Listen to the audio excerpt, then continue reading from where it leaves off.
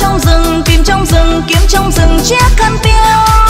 Chiếc khăn piêu theo chị Hồng, theo gió cuốn bay về đâu. Chiếc khăn piêu theo chị Hồng, theo gió cuốn bay về đây vương trên cây. Anh chị ơi tới đây nhặt lấy chiếc khăn đẹp này. Thôi này đừng tìm trong rừng, lạc trong rừng, nát hoa rừng khăn piêu đây.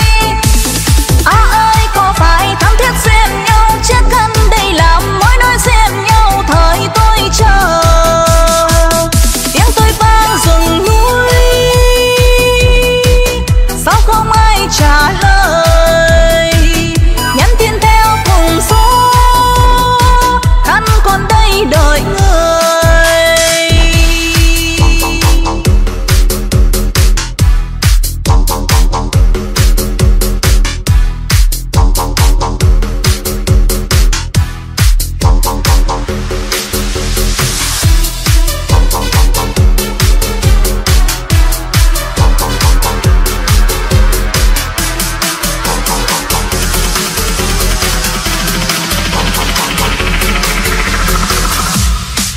Nghe con chim cúc cu kia nó hót lên một câu rằng có một nàng ở trong rừng, tìm trong rừng, kiếm trong rừng chiếc khăn piêu.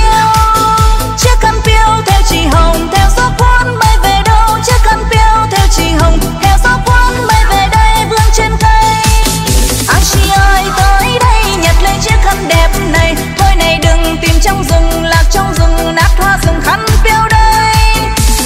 Ơi có phải thắm thiết xuyên nhau, chiếc khăn đây làm mối nối xuyên nhau. Thời tôi chờ tiếng tôi vang rừng núi, sao không ai trả lời.